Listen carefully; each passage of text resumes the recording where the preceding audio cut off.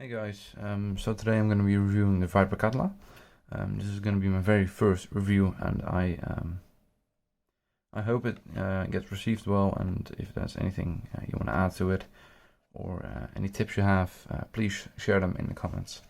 Now, the Viper Katla I got because it comes in a lot of different finishes and a lot of different versions.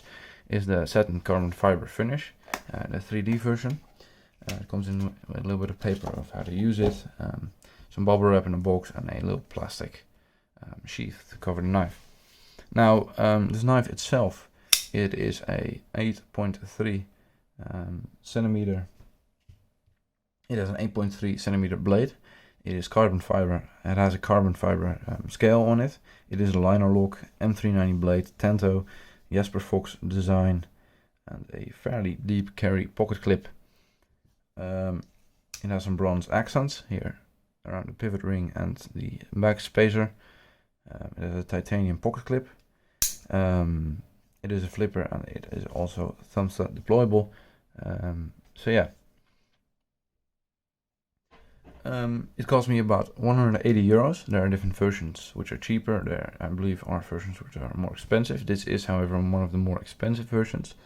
And let's just do a size comparison to other knives. Now, I am going to be comparing it to the Spyderco Sage 5, a Victorinox, Spyderco Tenacious, because I believe these to be quite common knives, and I want you to be able to see how large it actually is, and also the steel cut jack. Now, it is a little bit smaller than the steel cut jack. As you can see, it is about a finger shorter, because the steel cut jack is actually a pretty really failing to flip as well. Okay, it is a really large, medium large folder. Now, against the excuse me for the camera, against the Spyderco Tenacious, it comes in really close. It is obviously a little bit lower profile. If I can just open this knife, there you go. It comes in really close. And yeah, I believe this to be a really good size, just because it is a pretty average size compared to other knives. And there is a reason that it is the average size, because people just enjoy that size. Spyderco Sage is just a little bit shorter. However, with the Spyderco Sage, you of course have this little finger choil made in the blade, which you have here too. But I would not really use it. It is rounded. But it starts right at the edge, and it is a pretty small choil. So that is it compared to these other knives, and of course the Victorinox. It's just a bit bigger than Victorinox because these are pretty small. Now let me just put these away real quick. Now the looks of this knife, it looks really good. As you can see, it has a 3D finish, carbon fiber scales, titanium pocket clip, some bronze back spacers. It just looks really good. As said before, it is a Tanto. However, it's a pretty soft Tanto, as you wouldn't be necessarily wrong describing it as a drop point if my camera would actually focus. Because the Tanto is really, it's a pretty soft Tanto. You don't really, there's not a strong hard shape to the knife blade, which would classify it as Tanto, but it is Tanto, so that's nice to know. Billboarding, it does have some logos, Katla, Viper, on the other side Vox and the M390. Now, what are the pros of this knife? First of all, it looks good. It looks really good. At least the finish I got, I really enjoy it. It looks good. The pocket clip works well. It looks good. The coloring and just the whole package. It is a 105 gram knife, which is, I'd say, pretty decent for this size range. I enjoy it. The steel, M390 steel. It's good steel. Nothing to add there. It's just good steel. Looks good. Good steel. The action is amazing. it is a liner lock, but for a liner lock, this works really well. It deploys well. It works well. The liner itself, it is easy to access. It does not hurt your finger.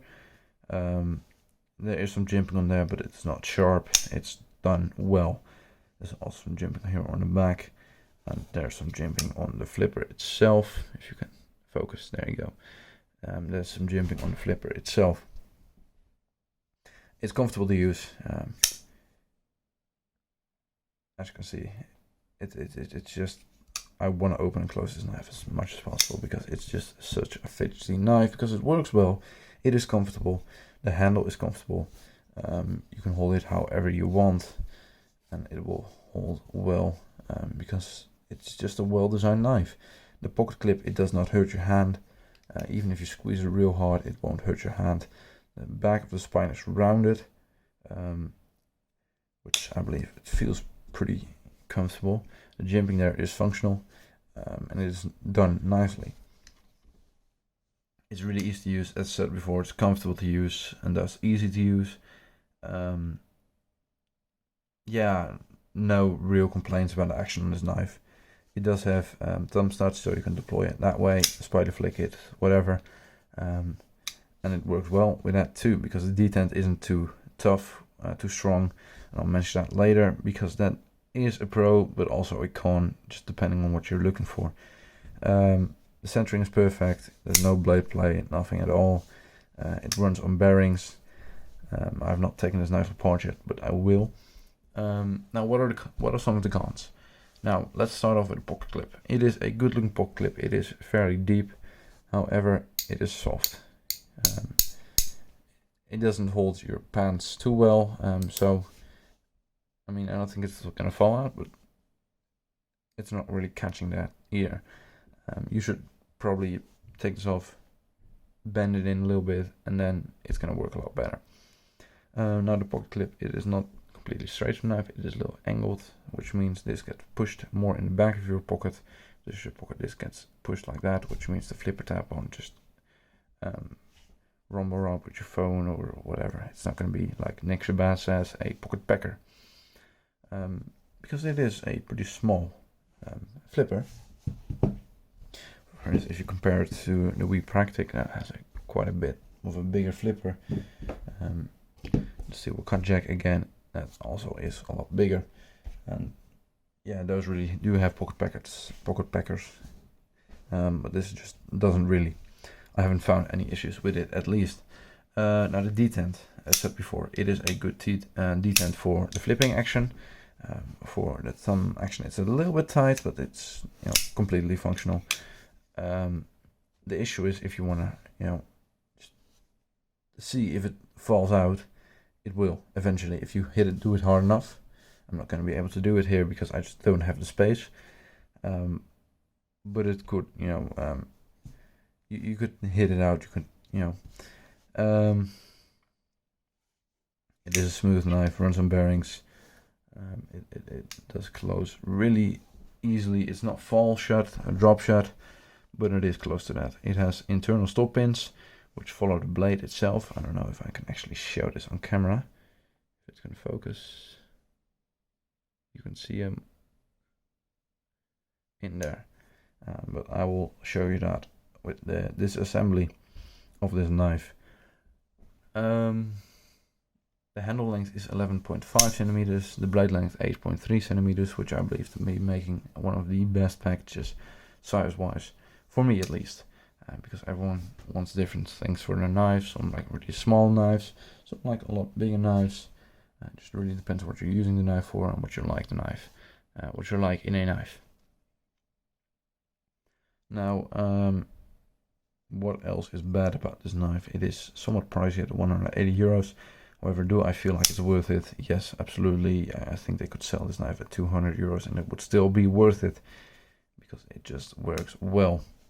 It's good design, good knife, works well, looks good, decent price. Packaging is a little bit disappointing because it's just straight a box, but hey, you want the knife, not the box. I keep the boxes, but still, I care less about the box if the knife's actually good.